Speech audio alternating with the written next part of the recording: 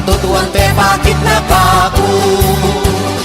Munta ka bundok karayan Kareng ilog akong sapa Munta ka lelening dagat Huli sa puy Jesus mi paitne Gewan akong tagapagpante Libutan dareng balen Nung talagang Kristiyano ko Dapat tuki ko kang Kristo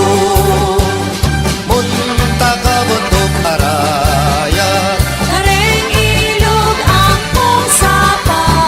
Munta ka lelening dagat Huli sa puy Jesus mi paitne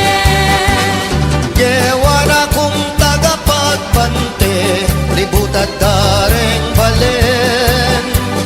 Nung talagang Kristiyano ko Dapat tuki ko kang Kristo